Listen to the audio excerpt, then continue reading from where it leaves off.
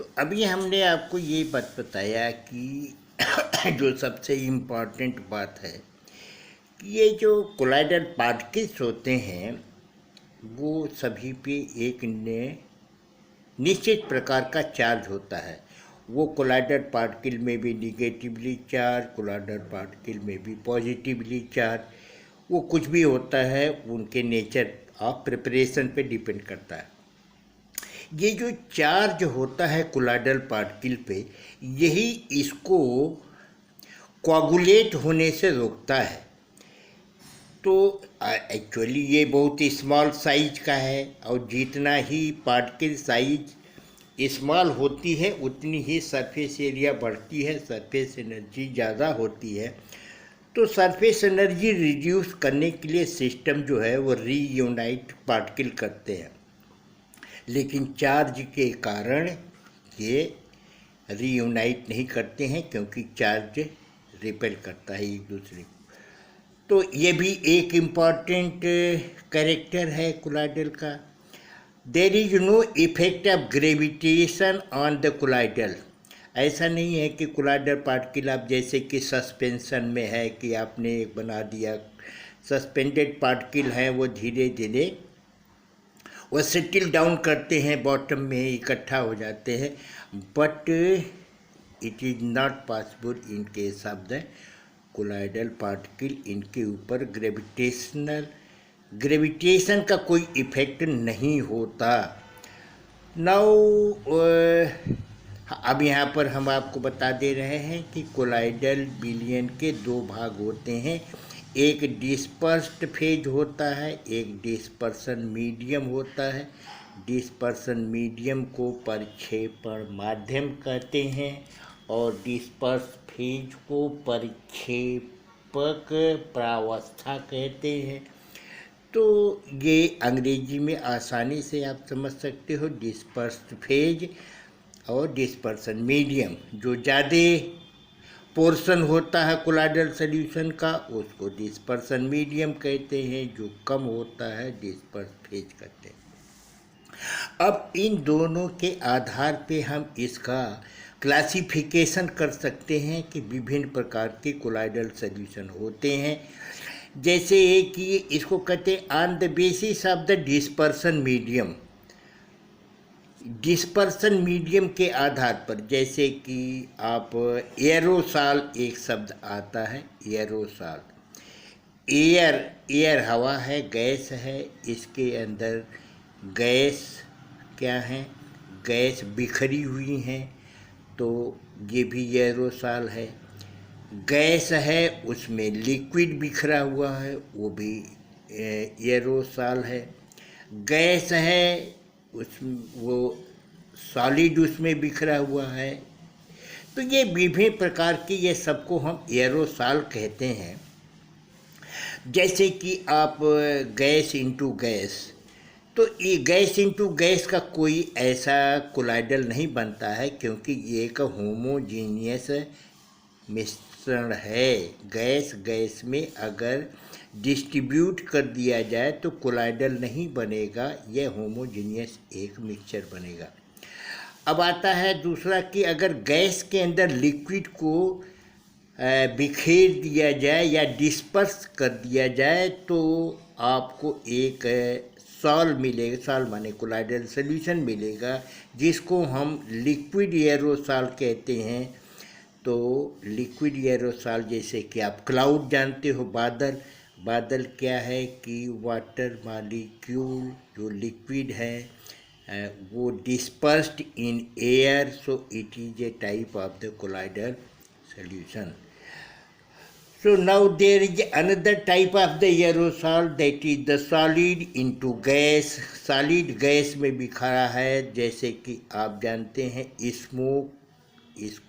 Smoke में है क्या, एयर में कार्बन के कोलाइडल पार्टिकल बिखेर दिए जाए तो स्मोक होता है। तो carbon particle, solid particle dispersed in air.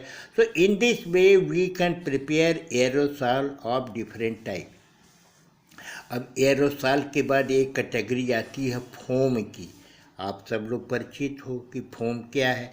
तो फोम का माने है गैस इनटू लिक्विड। गैस को लिक्विड में अगर हम डिस्पर्स करें, मतलब कम मात्रा में गैस है, ज़्यादा मात्रा में लिक्विड है, तो आप जो है ये एक प्रकार का कोलाइडल सॉल्यूशन बनेगा, जिसको हम फोम कहते हैं। इसके बाद इमल्सन। इमल्सन आप जानते हो कि जैसे कि लिक्विड में अगर मिला करके कोलाइडल विलयन बनाया जाए तो इसको हम इमल्सन कहते हैं। The best example which you know that is the milk. तो मिल्क है, तो मिल्क जो आपका देखते हो कि ये लिक्विड, फैट लिक्विड है, वाटर लिक्विड है, और इनके द्वारा तो फैट डिस्पर्स्ड इन वाटर, तो देयरफॉर आई से that liquid dispersed in liquid, it formed the emulsion. So there are so many emulsions which you use in your daily life. So best example हमने आपको दूध का बताया कि milk एक प्रकार का इमल्सन है। हम बहुत सारे इमल्सन बनाते हैं, मलहम वगैरह भी बनाते हैं, जो जैसे तेल और पानी को जरा से एक पिंच ऑफ द सोप मिला दिया जाए, वैसे तेल पानी मिलता नहीं है, लेकिन एक एमल्सीफायर मिला दिया जाए, जैसे कि आप साबुन थोड़ा सा मिला दीजिए तो तेल पानी मिल जाएगा। ये that will prepare the emulsion. Sol कहता है कि सॉलिड इनटू लिक्विड को मिलाएंगे, इसको हम सॉल कहते हैं। जेल कहते हैं लिक्विड इनटू सॉलिड। जेल आप जानते हो, जेल बहुत सारी प्रकार की जेल का इस्तेमाल हम लोग करते हैं, और इनका उदाहरण भी आप देख सकते हो। सॉलिड इनटू लिक्विड में टूथपेस्ट है, पेंट है। जेल में क्या है, गोल्ड ये आप देख रहे हो कि लिक्विड इनटू सॉलिड, ये गोल्ड सॉल है, कॉपर सॉल है, ये सब इसके हैं कि सॉलिड इनटू लिक्विड, ये इनके जो हैं उदाहरण है कि नहीं। तो इस प्रकार से आप इनके बारे में जान सकते हैं। अब हम ये जो अभी तो बताया कि फेज के आधार पर इसका डिस्ट्रीब्यूशन किया, क्लासिफिकेशन किया, based on interaction with the dispersion medium. दो चीज़ हमने बताया, एक डिस्पर्स्ड फेज है, एक डिस्पर्सन मीडियम है। तो डिस्पर्सन मीडियम और डिस्पर्स फेज में इंटरेक्शन के आधार पे हम कोलाइडल सॉल्यूशन के दो भागों में बांट सकते हैं। एक का नाम है द्रव स्नेही, जिसको लायोफिलिक कहते हैं। दूसरे का नाम है लायोफोबिक, जिसको द्रव विरोधी कहते हैं।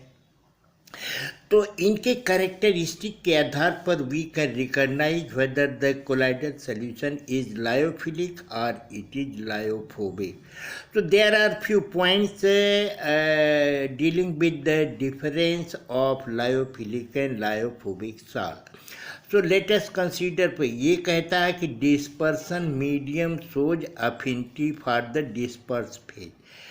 अगर dispersion medium का लगाव है डिस्पर्स फेज से, तो ऐसे को हम कहेंगे द्रव स्नेही, लायोफिलिक। और जैसे मड है, स्टार्च सॉल्यूशन है, यह कोलाइडल विलयन है, तो इसमें पानी और स्टार्च में आप बहुत आसानी से बना सकते हो। स्टार्च को पानी मिलाओ, गर्म करो, एक पेस्ट बन जाएगा या सॉल्यूशन बन जाएगा, और इसको डिस्पर्सन मीडियम के द्वारा आप अलग जल्दी नहीं कर सकते हो। लेकिन यहाँ क्या कहता है कि dispersion medium shows no affinity for the disperse phase. जैसे गोल्ड साल्ट, मेटल साल्ट जितने भी आप जानते हो, ये सारे मेटल साल्ट जो हैं ये लायोफोबिक हैं। अब इसके बाद कहता है कि surface tension is lower than the medium का एक सरफेस टेंशन, जैसे वाटर है, वाटर की एक सरफेस टेंशन है। तो ये जो लायोफिलिक साल है, इसको अगर आप कोलाइडल सॉल्यूशन बना दीजिए, फॉर एग्जांपल आप ये कहिए कि ये जो स्टार्च को पानी में मिला करके कोलाइडल बना दीजिए, तो अब ये कोलाइडल सॉल्यूशन जो होगा, इसका सरफेस टेंशन कम हो जाएगा अपेक्षाकृत मीडियम के, जैसे पानी में स्टार्च मिला दिया तो पानी का सरफेस टेंशन ज़्यादा होता है, स्टार्च सॉल्यूशन का कम होगा। तो इस प्रकार से जितने भी लायोफिलिक सॉल्ट्स हैं उनका सरफेस टेंशन उसकी मीडियम की अपेक्षा कम होता है, जबकि surface tension of the lyophobic salt is nearly same, क्योंकि मीडियम में और कोलाइडल पार्टिकल में कोई बहुत लगाव नहीं है, इसलिए सरफेस टेंशन में कोई प्रभाव परिवर्तन दिखता नहीं है, लगभग सेम होता है सरफेस टेंशन।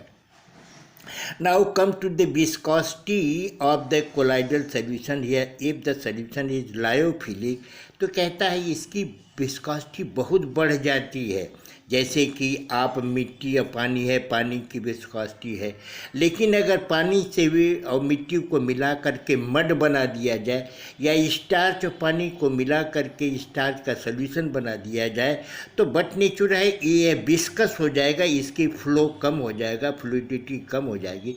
तो ये जितने भी लायोफिलिक सॉल्ट हैं इन सब की विस्कोसिटी मीडियम की विस्कोसिटी के तुलना में बहुत ज़्यादा बढ़ जाती है, जबकि लायोफोबिक में विस्कोसिटी में कोई अंतर नहीं होता।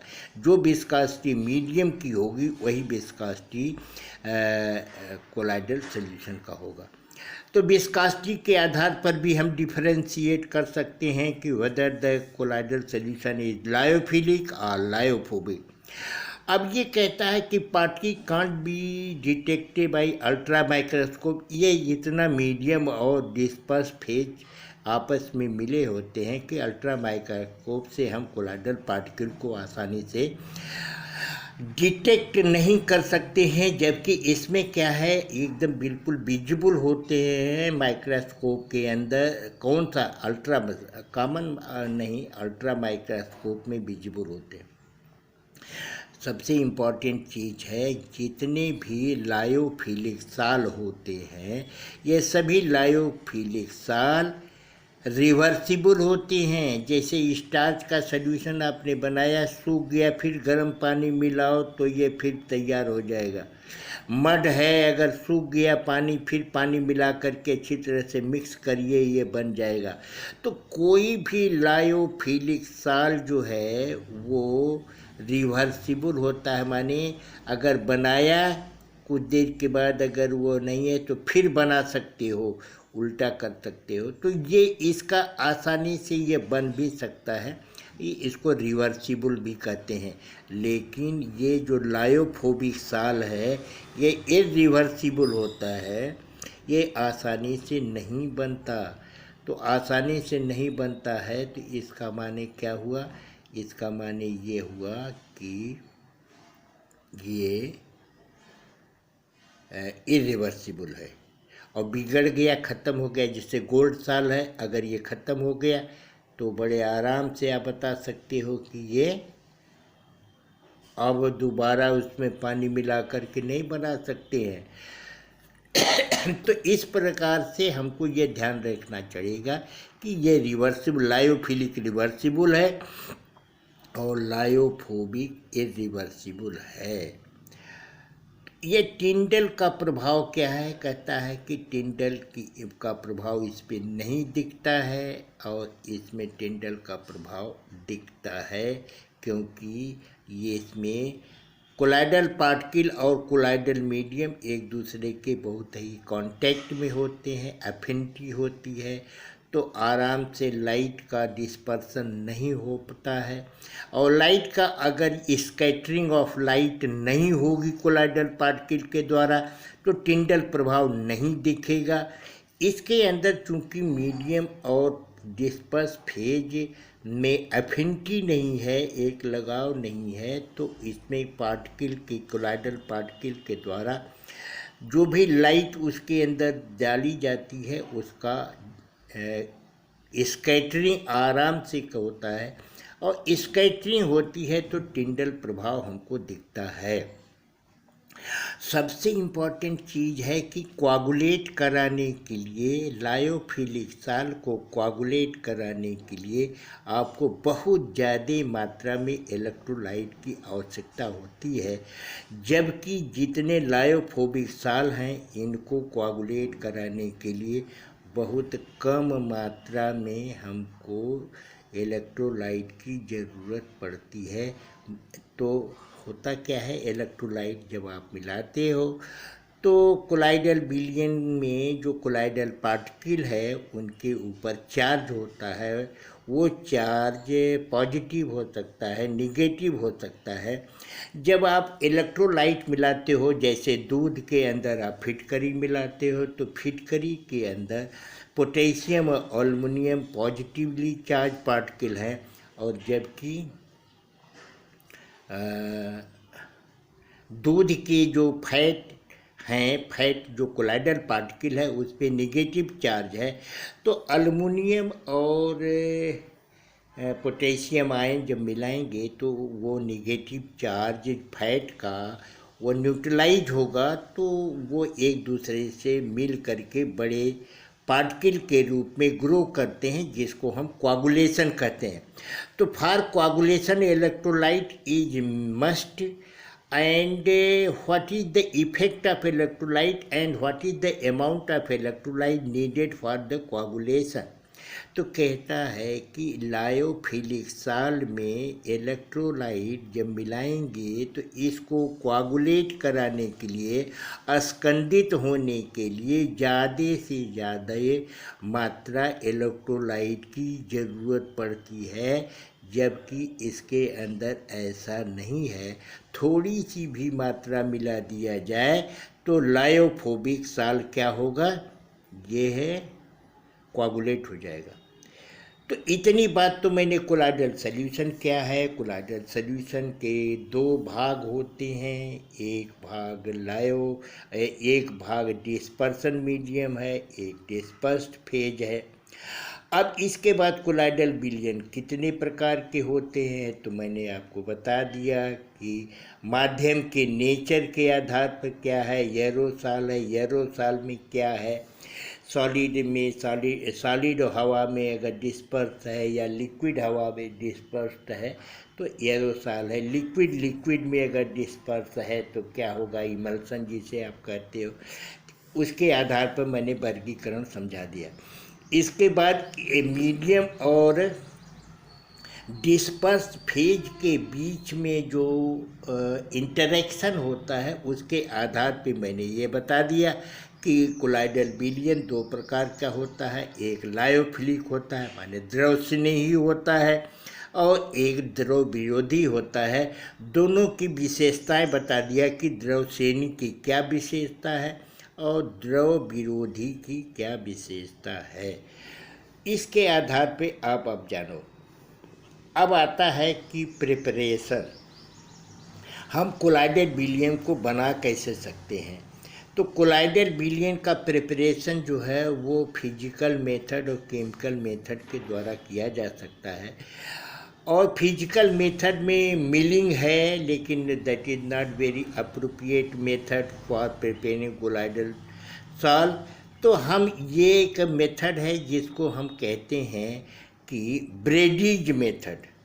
ब्रेडीज मेथड एक बहुत सिंपल मेथड है। सपोज करिए कि हमको एक गोल्ड का कोलाइडल, इस मेथड के द्वारा आप एक चीज़ ध्यान रखना कि हमेशा जो है मेटल सॉल्ट बनाया जाता है। तो इसमें अगर मान लीजिए कि ये हमारा गोल्ड सॉल्ट बनाना है, तो गोल्ड सॉल्ट बनाने के लिए गोल्ड का रॉड लेंगे, इलेक्ट्रोड एक होगा, एक कैथोड होगा, और यहाँ पर एक जाली होती है जिसके द्वारा कि हम इलेक्ट्रिक स्पार्क कराते हैं। तो अगर दोनों इलेक्ट्रोड नज़दीक लाएंगे इलेक्ट्रिक स्पार्किंग होगी। इलेक्ट्रिक स्पार्किंग के परिणाम स्वरूप गोल्ड के छोटे छोटे टुकड़ों में वह विभक्त वेपराइज होगा, and again that condenses into water and we can prepare the gold salt. आप देखो ये गोल्ड का पार्टिकल है कोलाइडल रेंज का, कोलाइडल रेंज का गोल्ड पार्टिकल है, ये पानी के अंदर बिखरा है। इसको स्टेबलाइज करने के लिए स्टेबलाइजर मिलाते हैं ताकि ये आराम से कोलाइडल चल जाए। तो this is the very simple method, that is the Bredig's method to prepare the colloidal solution. इसके बाद कहता है कि हम जो है कोलाइडल सॉल्यूशन को जैसे कि ये आपने बता दिया कि ब्रेडिज मेथड में है कि this method use to prepare colloidal solution of metal. तो कहता है जैसे गोल्ड साल्ट बनाना है, सिल्वर साल्ट बनाना है, कॉपर साल्ट बनाना है, तो इलेक्ट्रिक आर्क जैसा मैंने आपको दिखाया कि इलेक्ट्रिक आर्क सेट किया जाता है। इलेक्ट्रिक करंट उसमें ज़्यादा वोल्टेज के 100 to 300 वोल्ट की करंट अगर पास करते हो तो उसके अंदर स्पार्किंग होगी। गोल्ड के पार्टिकल छोटे छोटे कोलाइडल पार्टिकल में वो विभक्त होंगे और फिर उसके अंदर वो, यहाँ लिखा कि metal gets vaporise and again it condenses to the colloidal side. In this way gold salt या silver salt or any metal salt can be prepared. इसके बाद कहता है कि केमिकल मेथड भी होता है। तो कहता है केमिकल मेथड में रिडक्शन मेथड है पहला। जैसे गोल्ड, सिल्वर और प्लेटिनम साल्ट को हमको बनाना है तो हम क्या करते हैं कि इनको हम प्रिपेयर कर लेते हैं by reduction of every solution of their salt. ये जो गोल्ड का साल्ट है, जैसे गोल्ड की क्लोराइड है, सिल्वर का, प्लेटिनम की, इनके साल्ट को हम रिड्यूस कराते हैं। तो रिड्यूस करा करके हम बना सकते हैं। तो this is the chemical method reduction. आप जैसे कि ये कह रहा है कि आप अगर गोल्ड का साल्ट बनाना है, ये गोल्ड का साल्ट है, ये देखो पोटेशियम आयोडेट। ये पोटेशियम आयोडेट को हम रिड्यूस कराएंगे। ये है फॉर्मल्डिहाइड एंड पोटेशियम कार्बोनेट। तो फॉर्मल्डिहाइड और पोटेशियम कार्बोनेट से क्रिया करके इसको हीट करते हैं। You will get colloidal particle of the gold.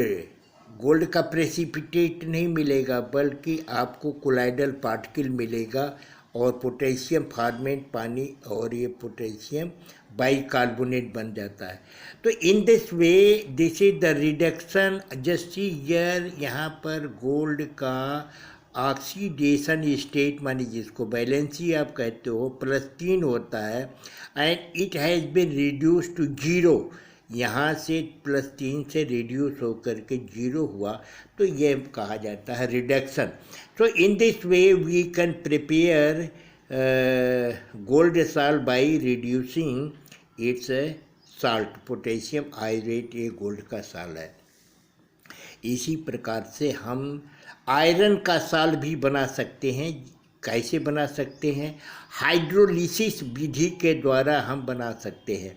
जैसे हम सभी लोग जानते हैं कि अगर फिर आयरन के किसी साल्ट सॉल्यूशन में हम पानी को लगातार वैसे तो अल्कली मिलाएंगे, हाइड्रोक्साइड प्रेसिपिटेट हो जाता है। लेकिन एक नाम आप सुन रखे होंगे इलेक्ट्रोलिसिस। तो इलेक्ट्रोलिसिस में क्या, जैसे ये फेरी क्लोराइड है, वाटर है, तो आप इसके साथ बॉयल करो तो इसका हाइड्रोलिसिस हो जाता है। तो you will get ferric hydroxide salt और आपको HCl बन जाएगा। इसी तरह से अल्युमिनियम की क्लोराइड है, इसको पानी के साथ बॉयल करिए लगातार तो you will get colloidal solution of the aluminium hydroxide. So this is one of the method that is called hydrolysis method. तो इस प्रकार से आप जो है इनको आप बना सकते हो। तो मैं ये समझता हूँ कि इसके बाद जो है हम दूसरी बात करेंगे। तो हमने कई चीज़ें आपको बता दिया। तो प्रिपरेशन में सिंपल केमिकल मेथड में 2 विधियाँ बता दिया, फिजिकल मेथड में ब्रेडिज विधि बता दिया। तो इस प्रकार से हम कोलाइडल के बारे में अगर पूछा जाता है तो कोलाइडल में द्रव स्नेही क्या हैं, द्रव विरोधी क्या हैं, कोलाइडल की विशेषताएं क्या हैं, कोलाइडल के प्रकार कितने हैं, कोलाइडल को हम बनाते कैसे हैं, इन बारे में हम बड़े आराम से बात कर सकते हैं। Thank you. आज के लिए इतना ही। फिर आप अगले लेक्चर में हम बात करेंगे कोलाइडल पर। Thank you.